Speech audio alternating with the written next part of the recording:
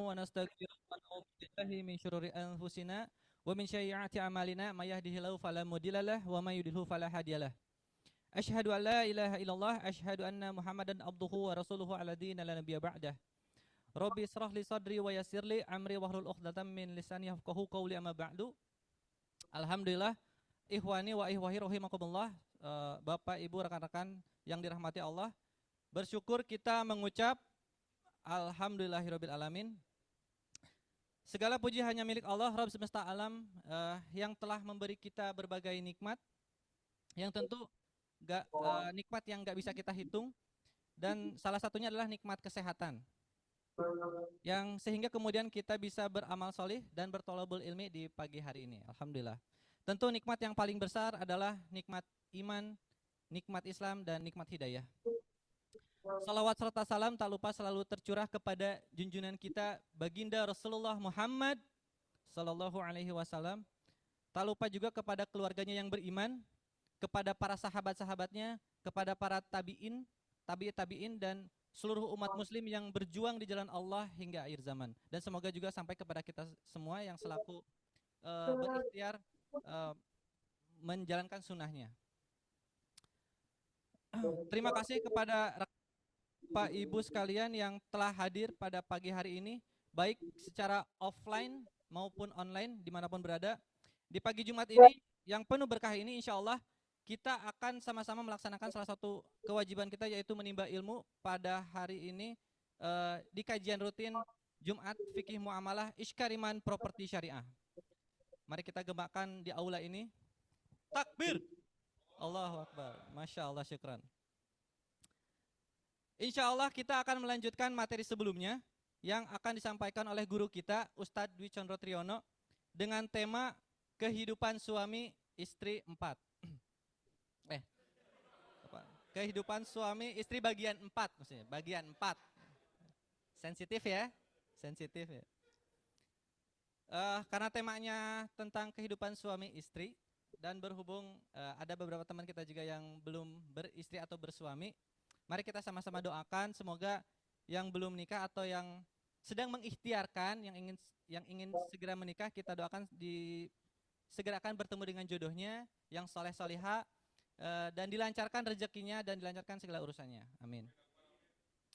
Alhamdulillah telah hadir di tengah-tengah kita guru kita Al Ustadz Dwi Condro Triyono. Mari kita sapa dulu. Assalamualaikum Ustadz, gimana kabarnya Ustadz? Waalaikumsalam warahmatullahi wabarakatuh. Alhamdulillah baik. Masya Allah, Alhamdulillah. Semoga Ustadz dan keluarga diberikan rahmat, kesehatan, dan lindungan oleh Allah Subhanahu Wa Taala. Amin. Amin. Baik Ustadz, apakah kita langsung memulai kajiannya? Ya, silakan. Alhamdulillah. Sebelum kita memulai kajian pada pagi hari ini, marilah kita sama-sama luruskan niat semata-mata untuk diamalkan.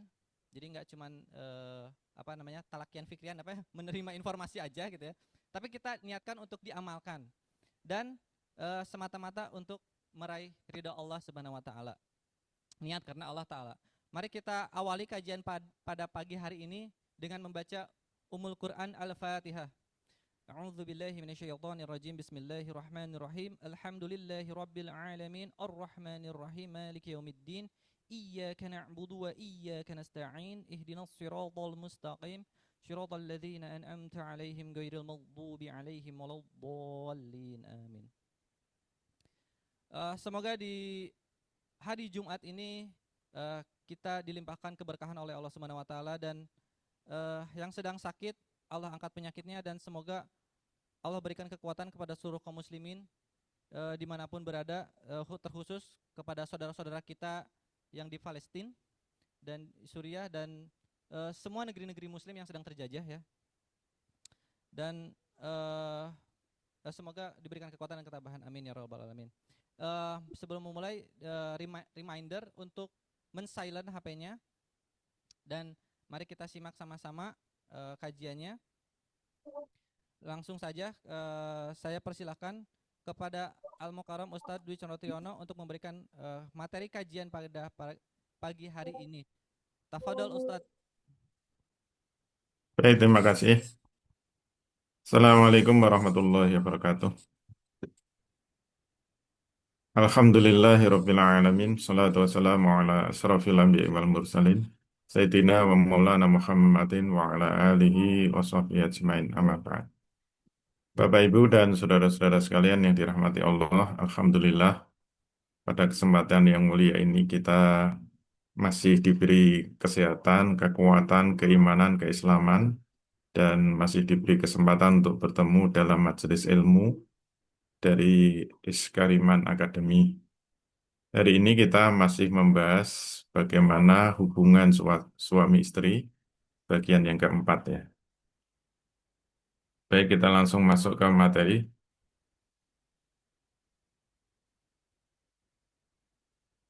Kehidupan suami istri bagian yang keempat ini insya Allah bagian yang terakhir ya.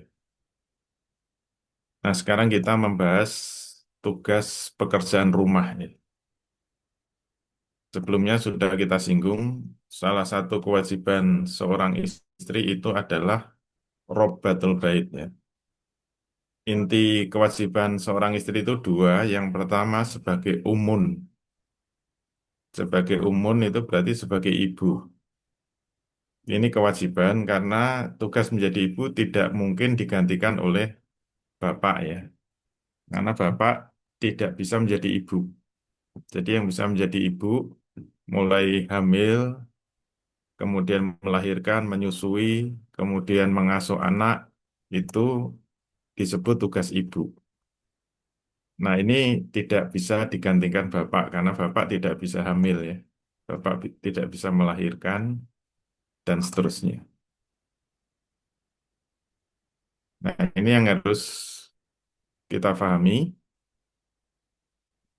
Tugas yang penting yang kedua, kewajiban yang kedua dari seorang istri itu adalah Robbatul Bait ya, Robbatul Bait. Sebentar ya.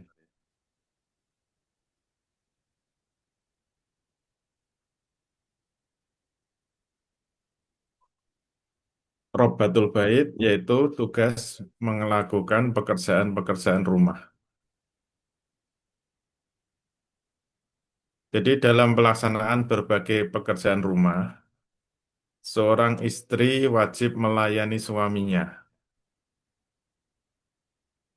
Jadi bisa dikatakan seperti Menteri Dalam Negeri ya, seorang istri itu. Ini kewajiban ya. Mohon tidak diabaikan, ini kewajiban. Karena nanti pasti pertanyaannya bagaimana kalau bertabrakan dengan pekerjaan karir ya. Misalnya seorang istri kerja di luar rumah, boleh nggak? Istri kerja boleh, istri bisnis boleh, istri meniti karir boleh, hukumnya mubah. Tapi beda dengan melakukan pekerjaan-pekerjaan rumah. Ini hukumnya wajib. Jadi mohon diperhatikan ini adalah kewajiban seorang istri, yaitu melayani suami seperti membuat adonan roti. Ini kalau di zaman Nabi ya. Dia bertugas memasak, membersihkan rumah, menyediakan minuman jika suami minta minum, menyiapkan makanan untuk dimakan, serta melayani suaminya dalam seluruh perkara yang sudah semestinya dilakukan di dalam rumah. Jadi mohon maaf, memang istri berkewajiban dalam tanda kutip ya, menservis suaminya. Dan tolong ini jangan dianggap pekerjaan yang remeh-temeh, jangan dianggap ini pekerjaan yang merendahkan wanita, dan jangan dianggap pekerjaan yang menghinakan wanita. Karena ini adalah perintah agama, ini perintah tuntunan dari Islam, cara pandang seperti itu harus segera dirubah. Karena ini menyangkut mindset ya. Kalau ingin rumah tangganya bahagia. Kalau yang menentukan itu adalah dari Islam, dari agama, dari Allah Subhanahu wa taala, ingat yang paling tahu fitrah manusia itu Allah. Sehingga yang paling tahu bagaimana cara membuat rumah tangga bahagia itu juga Allah. Yang paling tahu aturan-aturan bagaimana rumah tangga itu menjadi sakinah, mawadah, dan rohmah itu juga harus dari Allah. Maka kalau Allah sudah menetapkan aturan seperti ini, perspektifnya, cara pandangnya harus dirubah dulu. Terutama untuk ibu-ibu ya, untuk para istri, harus memandang ini pekerjaan yang sangat mulia. Ini pekerjaan yang sangat tinggi nilainya. Karena yang paling tinggi derajat perintah Allah itu kalau jatuh wajib ya. Urutan aulawiyatnya, skala prioritas, nomor satu tentu wajib. Kalau sudah disebut wajib itu harus dinomorsatukan. Wajib itu adalah yang paling tinggi, wajib itu yang paling mulia. Nomor dua sunnah, nomor tiga mubah. Maka kalau sudah disebut melayani suami, mengatur rumah itu adalah kewajiban istri, maka ini adalah penghargaan tertinggi kepada seorang istri dari Allah. Jadi kalau kita ingin Allah ridho kepada kita, tunaikan saja perintahnya, insya Allah Allah ridho. Dan kita harus husnudzon, apa yang ditetapkan oleh Allah itu pas, paling sesuai, paling pas dengan fitrah manusia. Saya yakin para suami bisa merasakan ya. Kebetulan saya juga suami, saya bisa merasakan bagaimana nikmatnya berumah tangga, bagaimana indahnya berumah tangga, betapa bahagianya dalam berumah tangga, yaitu apa? Ketika kita dilayani istri. Itu hal yang sangat membahagiakan. Fitrahnya laki-laki itu memang dia bekerja di luar rumah. Fitrahnya laki-laki itu memang pengen cari duit. Kebanggaan dari seorang laki-laki itu kalau bisa mencari duit sampai fisiknya capek, lelah, pulang ke rumah, disambut oleh istrinya. Sebentar ya.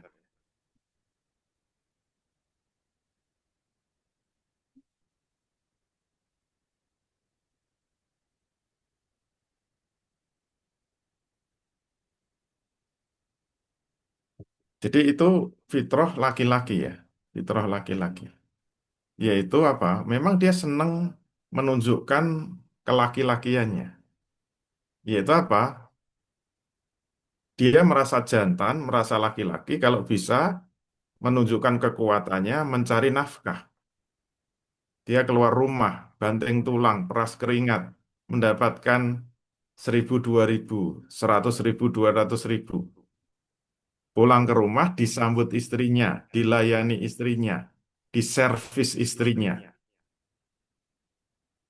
Itu adalah kebahagiaan rumah tangga. Dan itulah fitrahnya rumah tangga. Kalau ini bisa berlangsung terus sampai tua, mohon maaf ya, kebetulan saya sudah tua, sudah kakek nenek, tetap akan bahagia terus.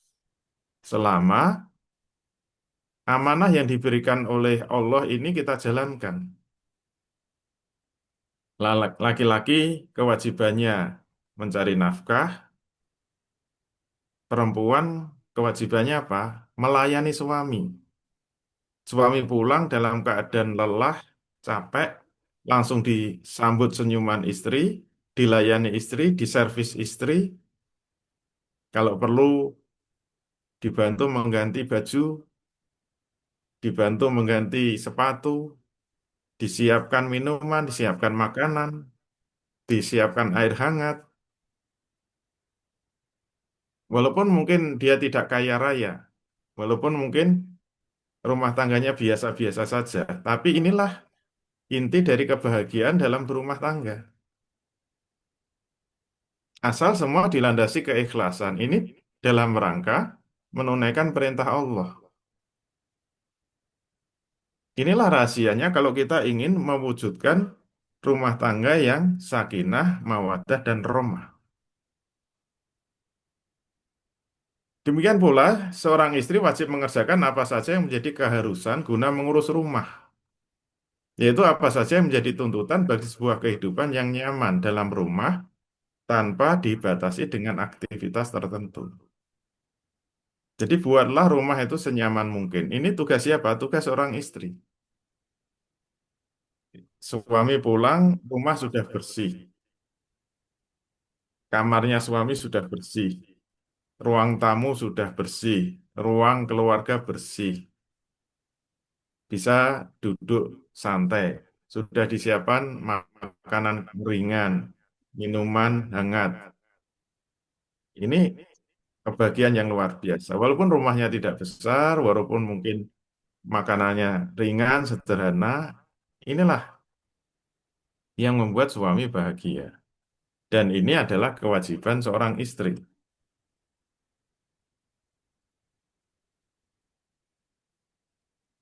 Nah, sebaliknya, terus suami apa? Sebaliknya, suami wajib menyediakan apa saja yang dibutuhkan istrinya yang berasal dari luar rumah. Makanya saya sebut seperti Menteri Luar Negeri ya. Kalau laki-lakinya itu seperti Menteri Luar Negeri. Jadi, apa saja yang dibutuhkan oleh istrinya yang berasal dari luar rumah, seperti menyediakan air. Kalau dulu zaman Nabi memang ya air sumurnya diambil dari luar rumah. Jadi segala sesuatu yang harus keluar rumah itu harus difahami itu kewajiban suami. Jadi mencari air, apa yang diperlukan untuk membersihkan kotoran, keperluan memotong kuku, keperluan istri berdandan untuk suaminya, dan berbagai keperluan-keperluan yang lainnya. Ini menjadi kewajiban seorang laki-laki, seorang laki-laki. Ringkasnya, semua aktivitas yang dilakukan di dalam rumah itu kewajiban wanita.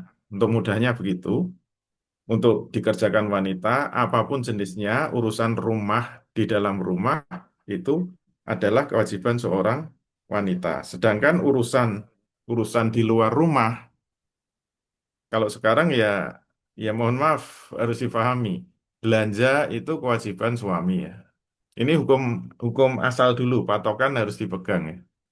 Urusan belanja, cari bahan-bahan baku untuk masak, belanja di toko, belanja di pasar, ini kewajiban seorang laki-laki. Mengantar anak sekolah, ya mohon maaf, ini bukan hukum asalnya bukan kewajiban istri, tapi kewajiban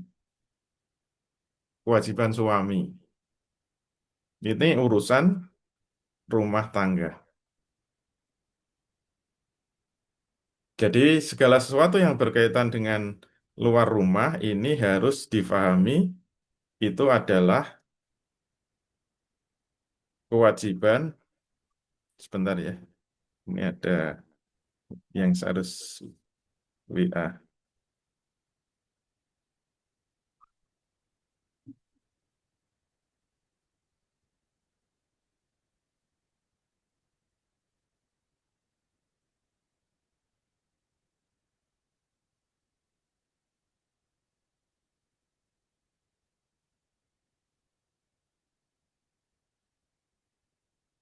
Jadi kalau mau diringkas, tugas dalam negeri itu tugasnya seorang istri. Kalau tugas luar negeri itu tugasnya seorang suami. Nah, mengenai kasus-kasusnya tentu saja beda-beda ya zaman Nabi dan zaman sekarang. Jadi batasannya itu dalam rumah atau di luar rumah.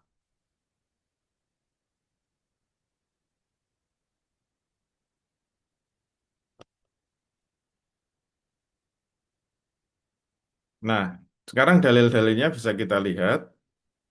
Mana dalil yang menunjukkan pembagian tugas itu? Tugas dalam negeri dan tugas luar negeri.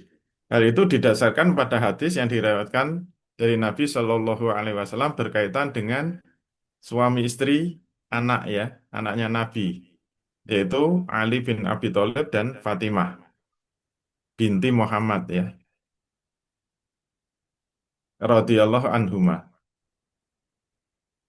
Qadha Rasulullah sallallahu alaihi wasallam ala ibnatihi Fatimata bi khidmatil baiti wa ala aliyin makana kharijan alal baiti min amalin.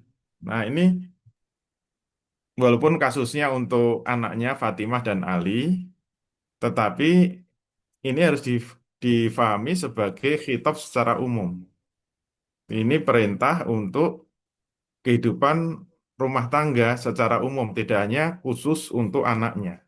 Karena ini adalah kitab yang bisa difahami untuk semua suami dan semua istri di dalam rumah tangga. Jadi qadha Rasulullah Shallallahu Alaihi Wasallam, Rasul sudah menetapkan ala ibnatihi Fatimah, yaitu untuk anaknya, yaitu Fatimah, bi khidmatil bait. Tugasnya apa? Tugas untuk seorang istri itu adalah mengerjakan semua pekerjaan-pekerjaan di dalam rumah, fil baiti. Wa ala aliyin, sedangkan suaminya yaitu Ali, makana tempatnya di mana khorijan. Tempat untuk suami itu bertugas untuk menyelesaikan pekerjaan-pekerjaan di luar rumah, an baiti. Jadi khorijan an baiti. Jadi pekerjaan di luar rumahnya min amalin untuk dikerjakan untuk diselesaikan. Ini dalil pertama. Kemudian dalil berikutnya Rasul Shallallahu Alaihi Wasallam telah memerintahkan kepada istri-istri beliau untuk melayani beliau. Jadi ini memang kasusnya asbabul wurudnya adalah perintah untuk istrinya, istri-istri Nabi. Tapi ini berlaku secara umum. Bisa berlaku untuk semua istri-istri dari kaum muslimin. Misalnya sabda beliau, nah, jadi beliau biasa memerintahkan istrinya. Dalam hal ini salah satu istrinya adalah Aisyah. Nah, contoh dalam hadis, ya Aisyah istaqiya, istakina, ya Aisyah ad'imina, ya Aisyah halumi asyafrota wa ashaziha bihajarin. Nah, itu perintah-perintah yang dicontohkan dalam hadis. Wahai Aisyah, tolong ambilkan aku minum. Jadi Rasul biasa minta tolong kepada istrinya. Berarti memang tugas istri melayani suami. Wahai Aisyah, tolong ambilkan aku minum. Wahai Aisyah, tolong ambilkan aku makan. Wahai Aisyah, tolong ambilkan aku pisau. Tapi diasah dulu supaya tajam dengan batu. Nah, ini contoh yang dilakukan oleh Rasul. Ternyata memerintahkan agar istrinya melayani dirinya. Dan ingat, sekali lagi, jangan memandang itu adalah bentuk meremehkan istri atau merendahkan istri atau menghinakan istri, tapi harus dipandang itu adalah tugas yang mulia karena yang menentukan adalah Rasul. Jadi Rasul itu panutan kita, suri tauladan kita, dan jangan menganggap itu sebagai pelecehan terhadap seorang istri.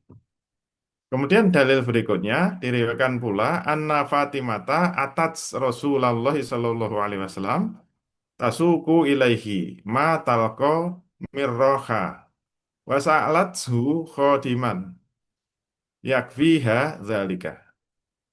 Bahwa Fatimah pernah datang kepada Rasul Shallallahu Alaihi Wasallam mengadukan apa yang dideritanya karena tangannya itu sampai ya sakit ya, sampai terluka karena menggiling gandum. Jadi untuk dijadikan adonan roti itu kan harus digiling terus itu sampai tangannya Putri Rasul ya, tangan yang sangat mulia itu eh, kesakitan ya, kecapean karena menggiling. Kemudian Fatimah minta kepada bapaknya yaitu Nabi Muhammad SAW untuk memberikan pembantu Khodimah ya yang bisa meringankan pekerjaan. Jadi kita paham keluarga Ali dan istrinya itu memang keluarga miskin ya. Jadi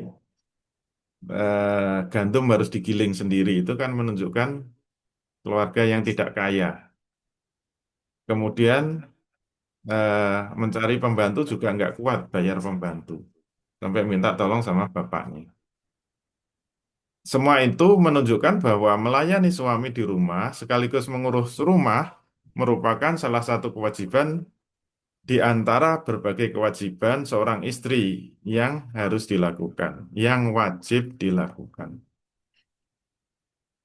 Nah, terhadap eh, hadis yang terakhir ini, yaitu ketika Fatimah minta khodimah ya, minta seorang pembantu, ini juga harus kita pahami, ini untuk suami ya, para suami. Dalam melaksanakan kewajiban itu harus kita lihat harus sesuai kemampuan istrinya. Karena kalau pekerjaan itu amat banyak hingga bisa mendatangkan kesusahan bagi istri, maka istri punya hak untuk meminta pembantu kepada suaminya. Apalagi kalau istrinya lagi hamil atau lagi menyusui atau lagi punya anak kecil. Saya dulu merasakan ya, sangat membutuhkan seorang pembantu. Jadi kalau dalam keadaan normal, anak-anak sudah besar memang kalau saya sendiri punya pembantu itu malah enggak, rasanya malah terganggu, rasanya malah tidak bebas sih. Tetapi kalau istri itu sedang punya bayi, ada bayi kecil itu benar-benar akan sangat repot untuk mengerjakan pekerjaan-pekerjaan rumah. Maka ini dibutuhkan pembantu. Dulu saya setiap punya anak yang masih bayi, selalu mencari pembantu. Kalau sudah besar, ya sudah tidak perlu lagi. Nanti anak kedua begitu juga, anak ketiga begitu juga. Itu haknya istri. Maka kalau hanya istri, kewajiban suami. Tapi juga tetap harus dilihat kemampuan suami juga. Bisa gaji pembantu atau tidak. Kalau nggak bisa ya, suami ikut turun tangan di dalam membantu pekerjaan-pekerjaan istri. Makanya yang tadi kita katakan, hukum asal ini perlu dipegang dulu. Sehingga nanti bisa saling melengkapi. Jadi istri punya hak untuk meminta pembantu itu kepada suami. Sebaliknya, jika pekerjaan dalam rumah itu sedikit, tidak berat, tidak merepotkan, maka sangat mulia kalau seorang istri itu yang mengerjakan. Maka seorang suami tidak wajib menyediakan pembantu. Bahkan istrilah yang wajib menyelesaikan, melakukan, mengerjakan pekerjaan-pekerjaan itu. Hal itu didasarkan pada apa yang telah Rasul Shallallahu Alaihi Wasallam wajibkan kepada putri beliau, yaitu Fatimah untuk mengerjakan pekerjaan rumah tangga. Itu anak Nabi ya, tapi Nabi sendiri yang memerintahkan kepada Fatimah untuk melakukan pekerjaan-pekerjaan di dalam rumah. Menantunya yaitu Ali diperintahkan oleh Rasul untuk mengerjakan pekerjaan di luar rumah. Walhasil seorang suami wajib mempergauli istrinya dengan cara yang ma'ruf. Seorang istri juga sama sebenarnya. Melayani itu adalah bagian dari mempergauli suami secara ma'ruf. Jadi seorang istri wajib mempergauli suaminya juga sebagaimana yang telah diwajibkan kepada suami untuk mempergaulinya secara ma'ruf. Sehingga kehidupan suami istri bisa menjelma menjadi sebuah kehidupan yang penuh kedamaian, penuh ketentraman, penuh kebahagiaan. Ya, kita berumah tangga itu untuk apa sih? Tujuan utama seperti di awal kita sampaikan untuk mewujudkan kebahagiaan. Tidak hanya rumah tangga ya, ya dalam kehidupan ini, di dalam bermasyarakat, bernegara, hidup di dunia ini, Allah juga pengennya kita itu bahagia, di dunia itu bahagia. Nggak hanya di akhirat ya. Makanya doa kita itu kan dunia dan akhirat. Rabbana atina fid dunya hasanah wa fil akhirati hasanah wa qina azabannar.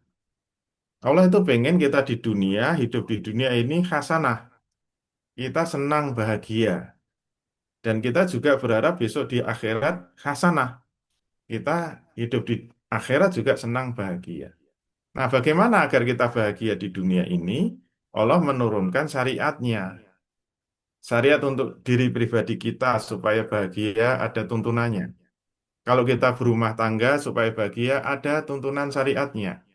Dalam mengatur negara supaya bahagia juga ada tuntunannya. Kalau semua dilaksanakan, insya Allah semuanya bahagia. Termasuk dalam urusan rumah tangga. Wa min ayatihi an khalaqalakum min anfusikum azwaja litaskunu ilaiha wa ja'ala bainakum mawaddata wa rahmah. Ini tujuan utama kita berumah tangga. Dan di antara tanda-tanda kekuasaannya adalah dia menciptakan untuk kamu istri-istri dari jenismu sendiri. Supaya apa? Tujuannya supaya kamu cenderung merasa tentram kepadanya dan dijadikan di antara kamu itu rasa kasih dan rasa sayang, mawadah dan rohmah. Kebahagiaan yang luar biasa dalam hidup ini kalau kita diberi pasangan. Mohon maaf yang masih jomblo ya. Jomblo itu kebahagiaannya maksimal 50%. Yang masih jomblo itu nggak bisa bahagia 100% ya, nggak bisa. Kita itu hidup di dunia, mohon maaf ya, bahagia baru sempurna kalau punya pasangan. Itu kata Allah ya. Jadi yang membuat hidup kita senang, bahagia, tentram itu apa? Kalau sudah ketemu pasangannya, sudah membangun rumah tangga, kita tentram, dan kita diberi mawadah dan diberi apa? Rahmah. Mawadah itu cinta yang dasarnya adalah, mohon maaf ya, itu sifatnya lebih kepada fisik. Kalau rohmah itu lebih kepada psikis ya. Jadi cinta yang bersifat fisik itu disebut mawadah ya. Cinta yang penyalurannya dalam hubungan seksual ya. Itu adalah cinta yang sifatnya fisik, itu yang disebut mawadah. Kalau kasih sayang itu rohmah.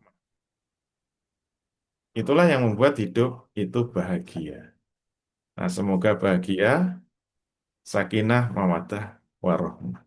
Sekian, semoga bermanfaat. Assalamualaikum warahmatullahi wabarakatuh. Waalaikumsalam warahmatullahi wabarakatuh. Masya Allah, syukran Ustadz atas materi yang Waalaikumsalam warahmatullahi wabarakatuh. ya. Alhamdulillah para hadirin Bapak Ibu rahimakumullah, yang semoga selalu dirahmati Allah. Inilah kenapa pentingnya kita harus menata hati kita yang untuk kemudian memulai eh, melaksanakan atau menyukai perkara yang apa namanya happiness atau ketenangan gitu. Maka betul sekali yang disampaikan oleh Ustadz Condro bahwa kalau yang belum berumah tangga itu belum full gitu bisa mendapatkan ketenangan. Jadi kalau belum yang masih jomblo-jomblo pasti gak tenang ya hidupnya ya. Ya kita sama-sama mendoakan lah ya. Karena inilah benefitnya berada di dalam circle, di dalam support system atau dalam circle yang baik, yang soleh-soleha gitu ya. Kita jadi bisa sama-sama saling mendoakan dan kebaikan gitu ya. Jadi, dan kita sudah masuk apa sesi tanya jawab bagi bagi audiens yang ingin bertanya terkait pembahasan materi yang sudah disampaikan, dipersilahkan bisa langsung via chat di link Zoom atau ataupun Rain Has ya atau ngedadahin gitu ya di Rain Has untuk bisa bertanya langsung kepada Ustadz Dwi Condro. Mangga tafadhol dipersilahkan ya kepada teman-teman. Kalau ada yang punya pertanyaan, tafadhol maskuro. Atau kalau belum ada saya mangga kita lihat dulu.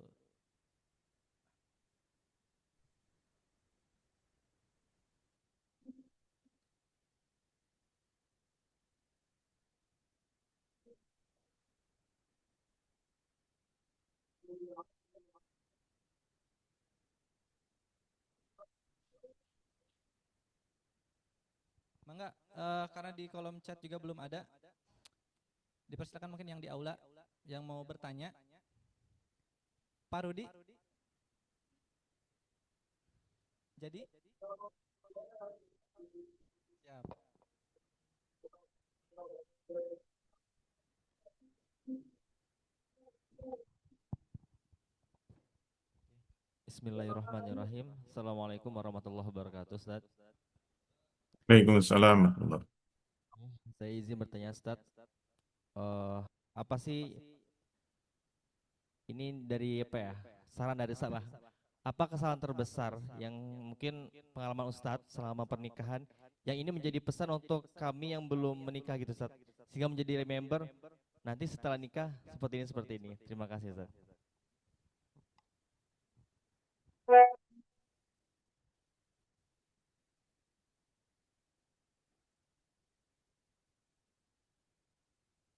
Mungkin bisa diulang lagi ya.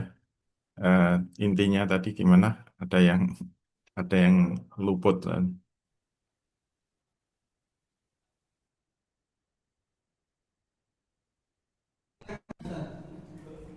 Yang bisa menjadi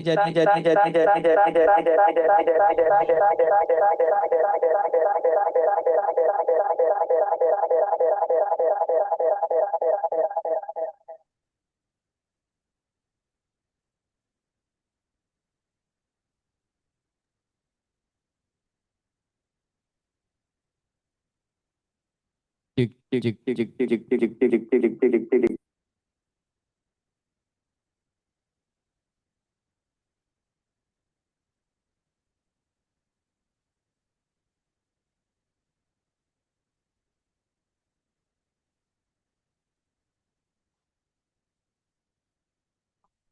izin memulai.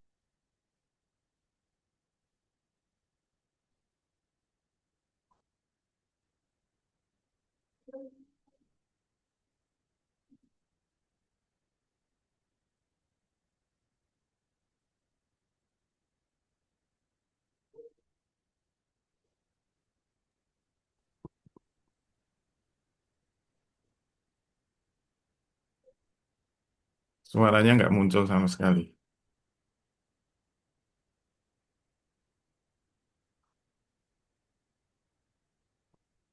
Mati. Cek, cek, cek. Iya, Ya, jelas. Kang. Kang. Ulang. Eh, ya, udah, Kang. 3. Cek. Ya, oke. Ya. Lanjut. Mohon maaf, Ustadz. Afan Ustadz, ada kendala teknis. Ya, ini bagus. Izin Bang. diulang ya Ustadz. Halo, ada Iya, suaranya Ustadz, Afan? iya udah bagus. Jelas.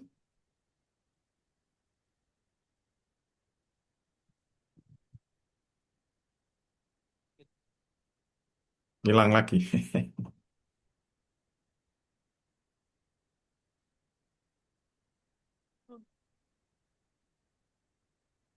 Cik.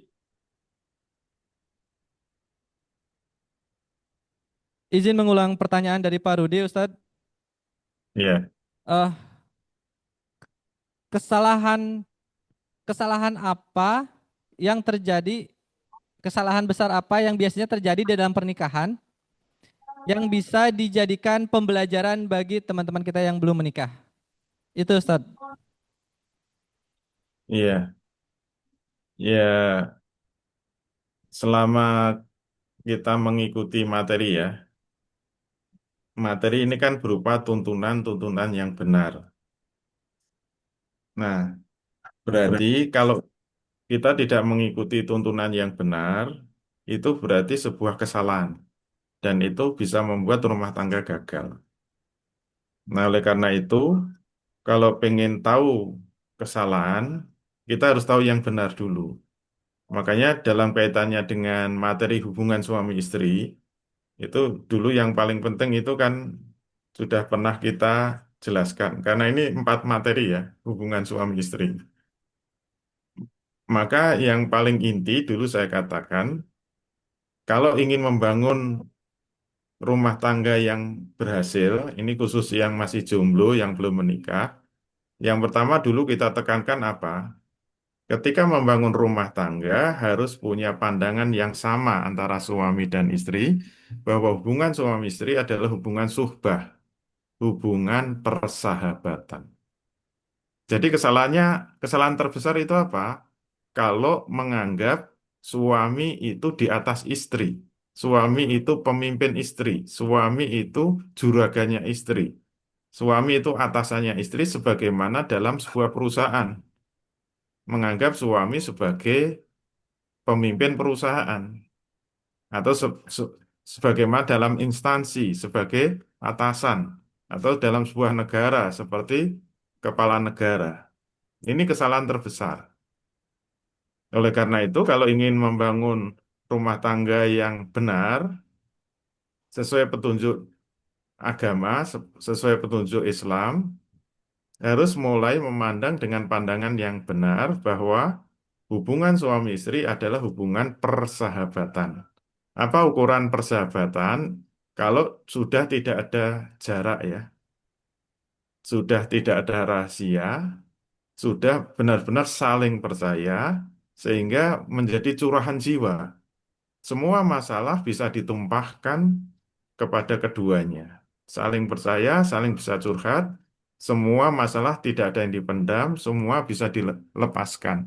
Sehingga menjadi pasangan yang paling dipercaya dari semua manusia. Bahkan bisa mengalahkan orang tuanya sendiri, mengalahkan saudara kandungnya sendiri, mengalahkan anaknya sendiri. Jadi hubungan yang paling spesial, yang seharusnya paling dekat, itu adalah hubungan antara suami dan istri, sebagaimana persahabatan yang paling kuat.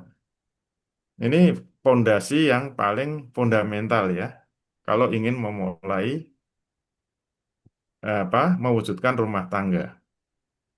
Kemudian yang kedua harus tahu apa-apa yang menjadi kewajiban suami dan hak-haknya, dan apa-apa yang menjadi kewajiban istri dan hak-haknya. Yang itu uraiannya sudah sangat panjang kita berikan dalam 4 sesi ya, tentang hubungan relasi antara suami dan istri. Insya Allah kalau kita memulai dengan pandangan yang benar, dengan pemahaman yang benar, rumah tangga kita akan berhasil. Gitu ya, Allah. Masya Allah. Syukran Ustadz atas jawabannya.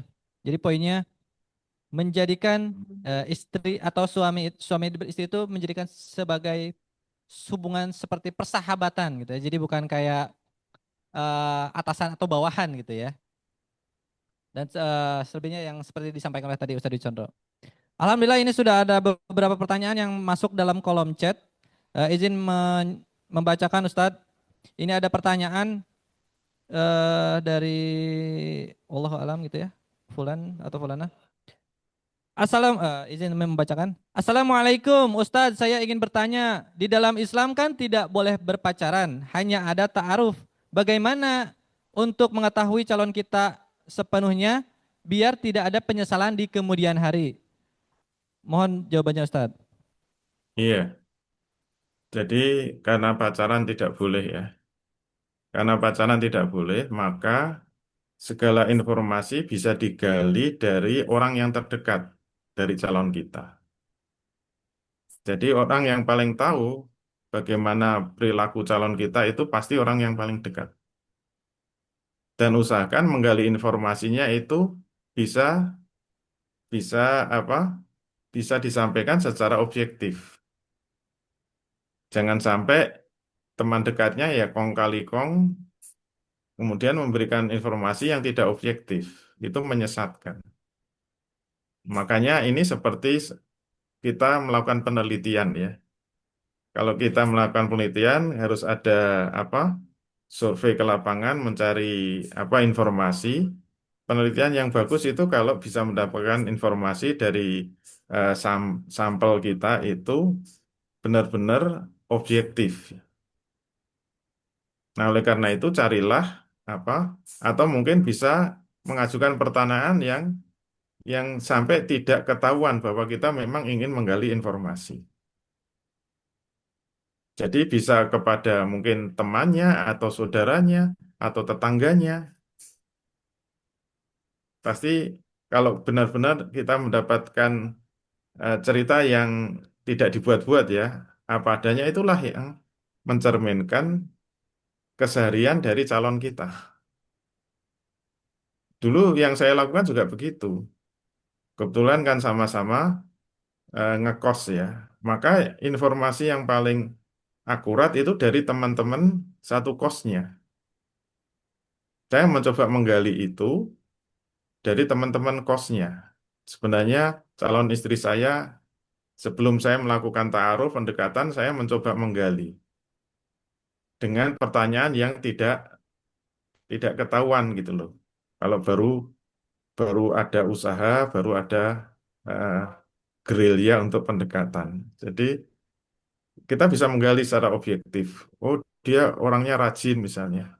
Dia sangat toleran, dia suka membantu, dia orangnya sederhana misalnya gitu ya.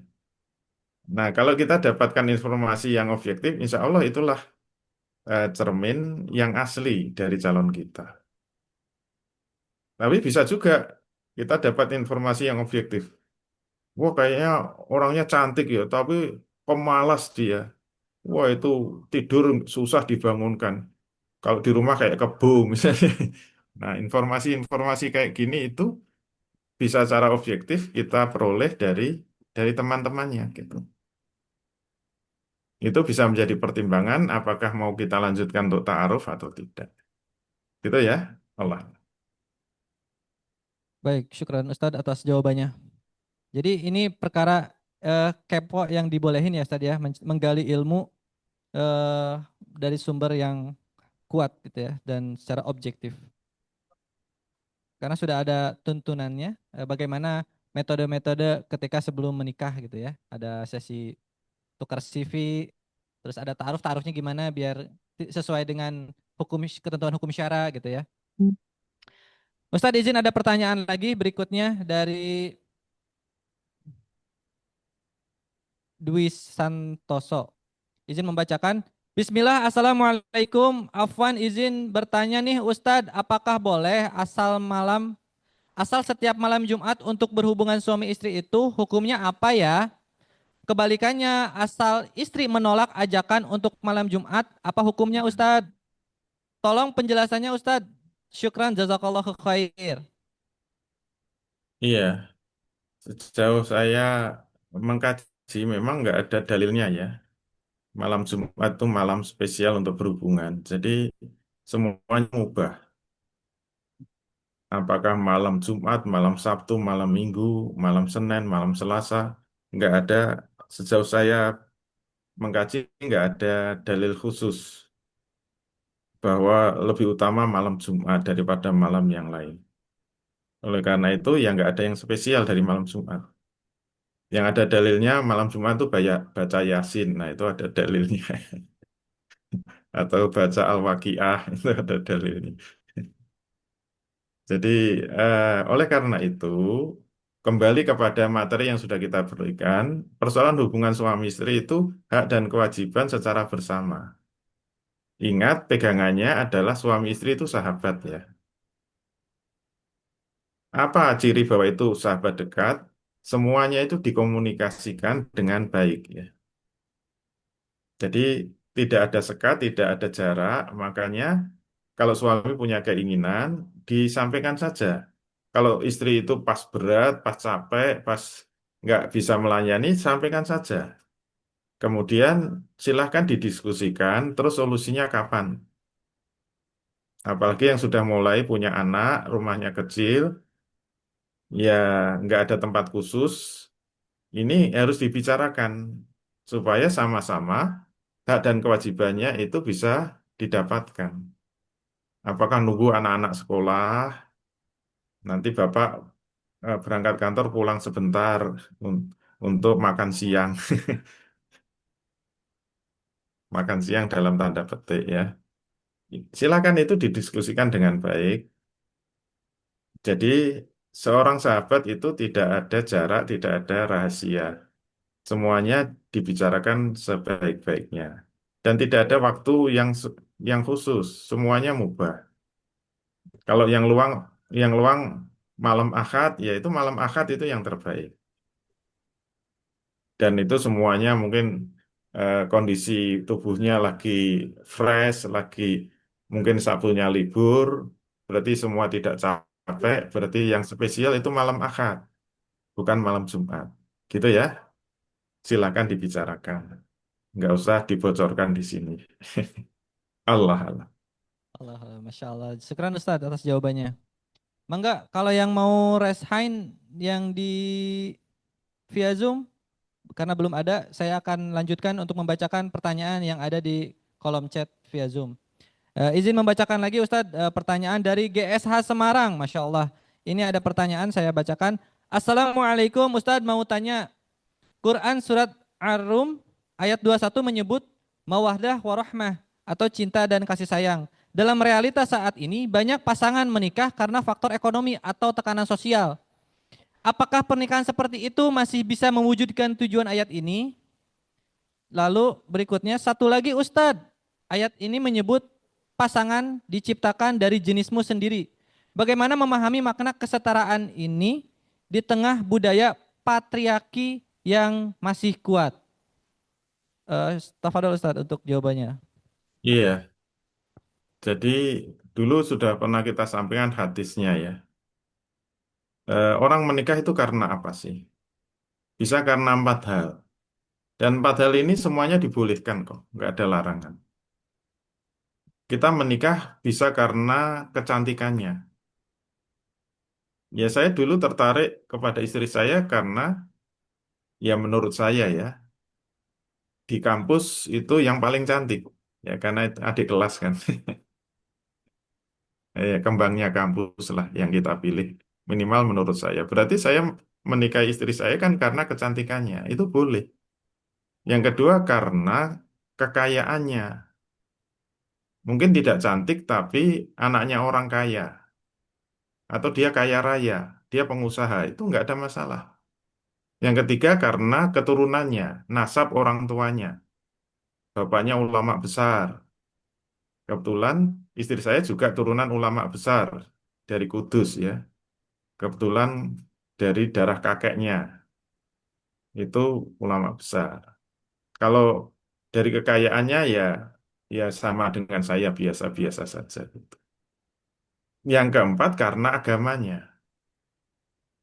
Itu maknanya kita memilih istri karena kecantikannya boleh, karena kekayaannya boleh, karena turunannya boleh, karena agamanya. Nah, khusus untuk agamanya, Nabi memberikan penekanan khusus. Nah, yang paling beruntung itu siapa? Yang memilih karena istrinya itu punya agama yang baik, punya agama yang kuat. Itu ternyata harus menjadi pegangan yang paling utama. Oleh karena itu yang paling penting itu agamanya baik. Kok kebetulan istri kita cantik, ya sudahlah, diterima saja. Nggak apa-apa punya istri cantik itu nggak apa-apa. Yang penting apa? Agamanya baik. Kalau kebetulan istri kita kaya, yang nggak apa-apa punya istri kaya. Yang penting apa? Agamanya baik. Udahlah, diterima-terima, oke lah. Ya seperti yang saya alami, ya saya dapat istri cantik ya nggak apa-apa lah. Yang penting apa? Agamanya baik. Gitu ya. Istri saya anaknya ulama nggak apa-apa. Yang penting apa? Agama istri saya baik. Itu petunjuk Rasul begitu. Kemudian yang kedua, apa yang dimaksud menciptakan dari jenismu sendiri? Penjelasan dari para mufasir.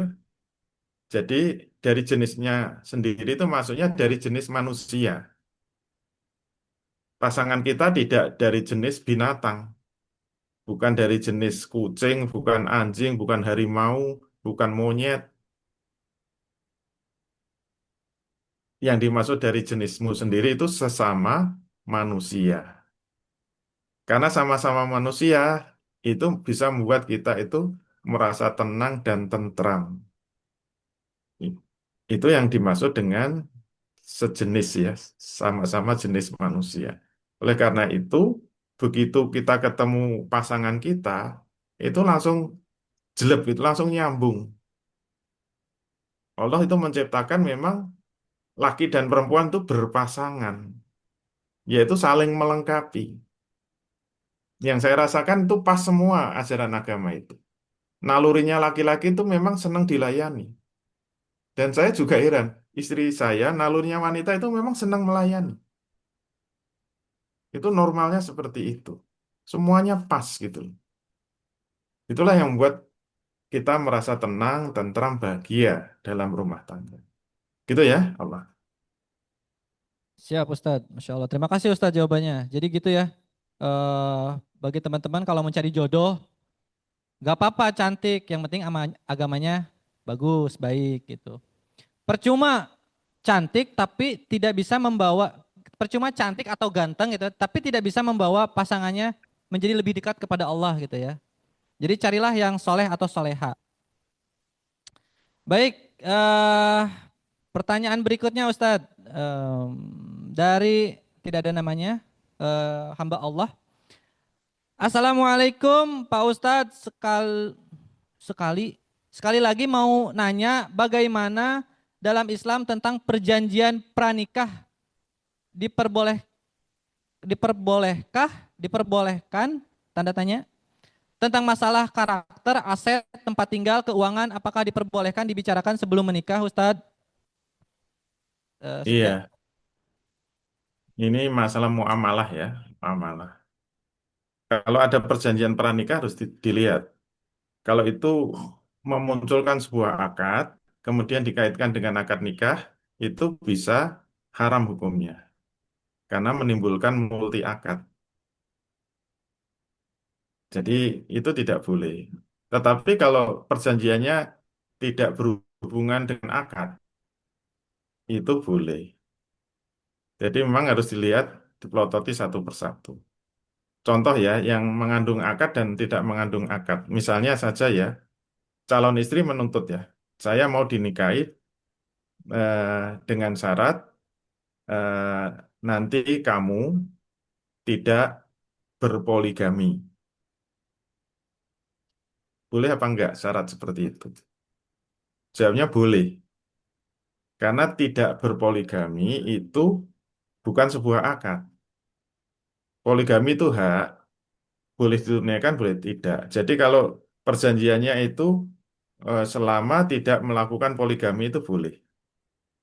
Tapi beda kalau dibalik. Saya mau menikah dengan kamu, tapi dengan syarat kamu harus menikahi teman saya.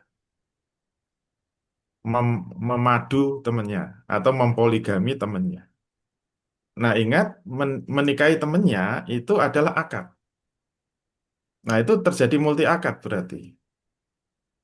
Nah, kalau seperti itu nggak boleh. Saya mau berakad nikah dengan kamu, tapi dengan syarat kamu nanti juga berakad nikah dengan teman saya. Nah, itu berarti multi akad, terjadi multi akad.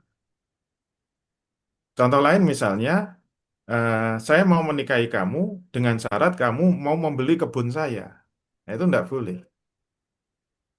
Nah, maka harus dilihat syarat-syarat itu apakah memunculkan akad yang lain yang dikaitkan dengan akad nikah atau hanya sekedar syarat-syarat ja'li ya istilah dalam muamalah. Syarat ja'li seperti dengan syarat kamu eh, tidak menikah lagi atau dengan syarat kamu menafkahi sebesar berapa rupiah gitu. Misalnya asal nafkahnya 10 juta rupiah. Nah, itu masih boleh. Asalkan setuju. Kalau nggak setuju ya nggak usah dilaksanakan. Tapi overall ya, secara umum, kalau kita mau menikah banyak syarat bertele-tele gitu, sebenarnya itu bukan pernikahan yang baik. Itu seperti tidak ingin mewujudkan rasa percaya antara suami dan istri. Kalau terlalu banyak syarat-syarat seperti itu. Padahal Allah menginginkan hubungan suami istri itu kan hubungan yang saling percaya. Dalam urusan harta, urusan nafkah, urusan itu kalau bisa saling percaya. Nggak usah dikasih syarat dengan syarat nanti apa hartaku tidak kamu ambil, hartamu tidak kamu ambil dan sebagainya itu tetek bengek itu menunjukkan apa? Sudah ada niatan yang nggak baik. Maknanya sudah ada unsur ketidakpercayaan. Apalagi nanti kalau sampai cerai kamu harus memberikan ini itu menunjukkan apa? Sudah ada niatan-niatan yang menunjukkan tidak percaya dengan pasangan. Menurut saya itu nggak bagus. Walaupun mungkin kalau diteliti ada yang boleh syarat-syarat itu, mungkin ada yang nggak boleh. Tapi perjanjian pranikah menurut saya kurang bagus. Menunjukkan tidak ada ketulusan, keikhlasan, tidak ada niat untuk saling percaya. Gitu ya, Allah. Baik, syukran Ustadz atas jawabannya. Ya itu ya jawaban eh, untuk pertanyaan yang tadi. Maka penting banget menjadikan Islam itu menjadi kaidah fikriyah atau kaidah fikriyah kita. Jadi apa-apa tuh ditanya dulu ini boleh apa enggak gitu. Seperti tadi akad dalam berakad gitu ya. Apa akad nikah gitu ya. Apa boleh memberikan syarat-syarat gitu. Khawatirnya itu menjadi double akad kan gitu. Alhamdulillah kita menjadi mengetahui hukumnya. Tadi ada dari Pak siapa tadi yang raise hand? Mangga yang tadi ngedadahin di lihat apa Zoom boleh langsung menanyakan apa yang ingin ditanyakan. Oke. Pak Diki ya, Tafadhol Iya, Pak Pak Diki. Diki. Udah by chat kayaknya, Kang. Oh sudah dikirim lewat via chat ya? Atau mau nanya langsung juga boleh Pak? Silakan dibacakan. Atau saya bacakan, oke. Saya bacakan ya. Oh ternyata kan suara saya kecil ya ini Oh ya. iya, enggak, udah normal. Oh udah normal, Udah normal. alhamdulillah, masya Allah. Assalamualaikum Ustadz, kalau perjanjian pranikah tidak boleh poligami, apakah itu memutuskan hubungan pernikahan kalau kita tetap poligami? Kalau kita tetap poligami gitu ya. Nah itu pertanyaannya Ustadz. Iya, Mohon dijawab. kalau itu eh, sebagai janji pranikah ya. Kalau janji dilanggar itu berdosa, tapi tidak membuat pernikahannya jadi batal kan. Jadi itu janji yang tidak ditepati itu hukumnya maksiat, itu dosa. Gitu ya, Allah. Siap. Waktu masih aman ya. Lanjut.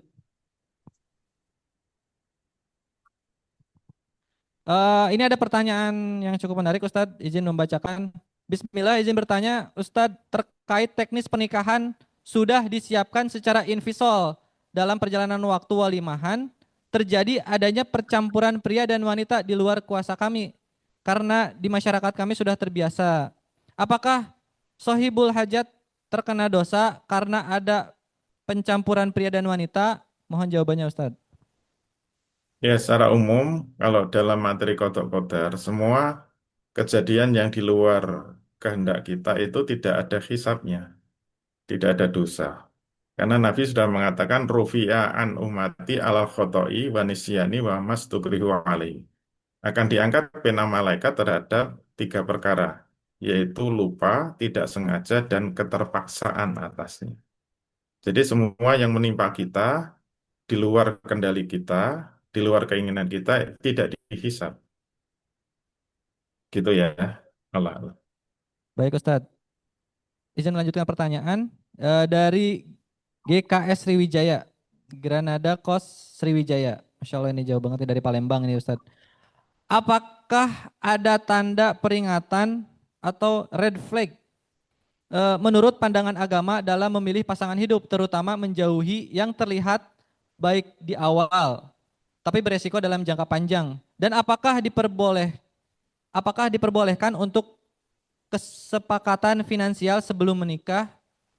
Mohon nasihatnya Ustadz agar kami tidak salah dalam memilih pasangan serta dapat membangun rumah tangga samawa sesuai tuntunan syariah. Mohon jawabannya Ustadz. Iya, setelah materi ini materi terakhir untuk hubungan suami istri ya. Nanti ada masuk pembahasan istri-istri yang haram dinikahi. Nah, itu lampu merah atau bendera merah ya untuk mencari pasangan. Jadi kalau Allah sudah mengatakan ini haram, ya sudah jangan dilanjutkan, tidak boleh. Tapi juga ada peringatan-peringatan dari Nabi tadi, yaitu apa? Kalau kita memilih calon pasangan yang agamanya nggak bagus, Walaupun sangat cantik, sangat kaya, atau turunan orang orang yang bermartabat, tapi kalau agamanya nggak bagus itu sudah lampu merah ya itu. Sudah warming ya dari Allah itu jangan dilanjut. Insya Allah tidak bahagia. Walaupun ya bisa saja kita kemudian mendidik istri kita dengan agama yang baik. Tapi itu kan peringatan ya, peringatan. Kalau ya namanya hidup itu penuh dengan kesibukan. Tidak otomatis suami yang mungkin ulama ya, itu punya kesempatan yang cukup untuk mendidik istrinya. Mungkin dia sibuk dakwah, sibuk kerja, itu belum tentu. Oleh karena itu, peringatan yang baik itu apa? Pegangan dari Nabi tadi. Kalau kamu ingin bahagia, kuncinya apa? Cari yang agamanya baik. Karena semua itu nanti bisa kita perbaiki, bisa kita dialogkan kalau punya pasangan yang memang beriman kepada Allah, mau taat kepada Allah, mau bertakwa kepada Allah, itu lebih mudah diperbaiki daripada dia menyepelekan agama. Di, di- diingatkan dengan dalil-dalil itu diabaikan itu, direndahkan itu. Apa itu hadis? Apa dikit-dikit hadis, dikit-dikit dalil. Mau makan dalil apa gitu. Kalau ada sikap-sikap seperti ini ya ini namanya apa? Agamanya rusak itu. Jangan harap itu bahagia. Itu nggak bisa kita nasihati. Pasangan kita yang kayak gitu, nggak bisa kita nasihati. Oleh karena itu minimal mungkin ilmunya nggak tinggi, tetapi apa dia punya sifat yang apa hanif gitu loh. Hanif itu punya kecenderungan untuk mau menerima kebenaran, kecenderungan untuk mau taat kepada Allah itu namanya hanif.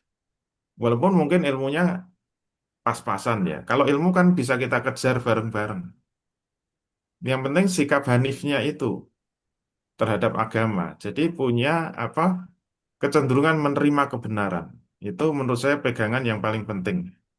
Istilah red flag tadi ya, itu harus diutamakan.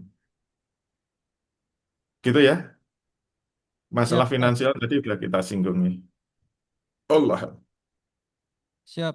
Eh, itu ya. Jadi harus dilihat dari agamanya dulu. Kecuali kalau mau effort ya, ngebina dulu sebelum ngebini gitu ya. Maksudnya setelah ngebini, jadi ngebina kebalik. Ya. Baik, lanjut Ustadz untuk pertanyaan berikutnya. Afwan. Assalamualaikum Pak Ustadz, seandainya terjadi konflik antara istri dan orang tua, bagaimana sikap suami dalam hal tersebut? Mohon penjelasannya Ustadz. Iya, dulu sudah pernah kita singgung, memang sebaiknya kalau berumah tangga itu mandiri ya sebaiknya. Walaupun itu masih kontrak, sebaiknya kita mandiri, kontrak rumah sendiri, jangan campur dengan orang tua, jangan campur dengan saudara. Itu kurang baik lah, kurang. Walaupun bukan berarti tidak boleh ya. Usahakan apa segera mandiri, walaupun jadi kontraktor nggak apa-apa, kontrak sana, kontrak sini. Yang penting apa? Mandiri. Nah, oleh karena itu, nanti kalau ada masalah dengan orang tua, itu menyelesaikannya mudah karena rumahnya terpisah. Tapi kalau campur itu seperti ada bara dalam apa? Dalam rumah tangga itu, seperti menggenggam bara itu. Susah itu menyelesaikannya. Kalau beda itu kan kita nanti menelaah masalahnya apa itu lebih mudah. Dan kita bisa mendudukkan sebenarnya yang salah itu siapa, atau mungkin ada kesalahpahaman, itu bisa diselesaikan. Kalau tempatnya terpisah. Kalau jadi satu itu udah nanti suasana di rumah kayak neraka itu. Mau menyelesaikan nanti saling curiga, saling apa, saling cemburu dan sebagainya. Itu kurang sehat ya. Gitu ya Allah. Baik Ustadz, syukran atas jawabannya Ustadz. eh mungkin satu pertanyaan lagi ya untuk mohon maaf untuk pertanyaan yang belum bisa terjawab, eh, bisa nanti kita lanjutkan di forum lain. Nah, ini ada pertanyaan lagi Ustadz, dari GSH Semarang. Assalamualaikum Pak Ustadz, saya Ridwan Arifin dari GSH Semarang. Izin bertanya, dalam era media sosial, banyak konflik rumah tangga dipicu perbandingan kehidupan lain. Bagaimana Quran Surat Ar-Rum ayat 21 memberikan solusi terhadap fenomena ini? Mohon penjelasannya Ustadz. Iya, kalau istilah orang Jawa itu ada filosofi Wang Sinawang ya. Jadi orang itu kebanyakan membanding-bandingkan ya. Suka membanding-bandingkan dan selalu menganggap seakan-akan rumah tangga orang lain itu lebih hebat, lebih harmonis, lebih rukun. Nah, itu istilah orang Jawa Wang Sinawang. Itu kan yang terlihat di permukaan.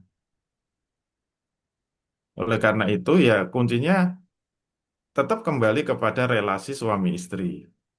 Harus dibangun saling percaya dulu. Harus saling percaya, saling saling meyakini, saling saling eh, berusaha untuk mendekati sehingga apa? Rumah tangganya itu menjadi rumah tangga yang paling spesial. Apa yang dilihat itu harus kita lihat itu hanya permukaan saja. Orang kayaknya jalan-jalan, gandengan bareng, makan bareng di restoran. Sudahlah itu permukaan dalamnya kayak bara api ya kita nggak tahu. Maka yang harus kita perhatikan rumah tangga kita sendiri. Bisa nggak kita itu menjalin hubungan suami istri seperti sahabat, saling percaya dengan kondisi ekonomi yang seperti ini. Nggak usah melihat yang kaya apa, yang kaya itu mesti bahagia, yang bisa jalan-jalan terus mesti bahagia. Belum tentu. Oleh karena itu, pegangannya apa? Jangan terjebak dengan apa yang terlihat di permukaan saja. Yang paling tahu dalamannya ya keluarga kita sendiri, rumah tangga kita sendiri. Mari kita fokus ke rumah tangga. Apakah ada yang kurang, atau ada yang tidak saling percaya, atau belum bisa saling curhat, belum bisa saling diskusi dengan baik. Itu yang kita pelototi terus. Kalau kita bisa mewujudkan itu, itulah rumah tangga yang paling bahagia. Itulah surga kita. Nggak usah melihat rumah tangga orang lain. Gitu ya, Allah. Baik, baik. Alhamdulillah, syukran Ustadz atas jawabannya. Alhamdulillah kita sudah di penghujung acara. Baik, kita cukupkan sampai di sini kajian pada pagi Jumat ini. Namun sebelum saya tutup, mari kita sebelum saya tutup, sebelum saya ucapkan syukran jazakallahu khair kepada Ustadz Gun, Bu Elis dan selaku Dewan Owner di Iskariman Properti Syariah yang telah memfasilitasi eh, kajian yang bermanfaat ini. Semoga menjadi amal ibadah bagi beliau dan keluarga. Amin ya Allah ya Rabbal Alamin. Dan terakhir mungkin untuk closing statementnya dari Ustadz Dwi Chandra. Tafadhol Ustadz. Baik, Alhamdulillah untuk pembahasan hubungan suami istri atau relasi suami istri sudah selesai ya. 4 episode. Insya Allah minggu depan kita mulai topik yang baru yaitu wanita-wanita yang haram dinikahi. Semoga bermanfaat. Walafu minkum. Bila taufik wal hidayah. Assalamualaikum warahmatullahi wabarakatuh. Waalaikumsalam warahmatullahi wabarakatuh. Alhamdulillah telah kita sudah tiba di penghujung acara. Semoga kajian Jumat pagi ini menambah keberkahan kita semua. Terima kasih untuk rekan-rekan kajian ini di awal sampai akhir. Insya Allah kita akan bertemu pekan depan dan dengan materi yang luar biasa. Akhirnya marilah kita tutup kajian hari ini dengan sebelumnya takbir dulu. Takbir! Allahu Akbar. Alhamdulillah dan doa kifaratul majlis.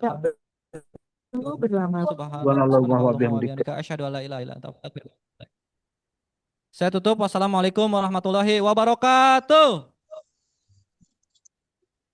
Waalaikumsalam warahmatullahi wabarakatuh.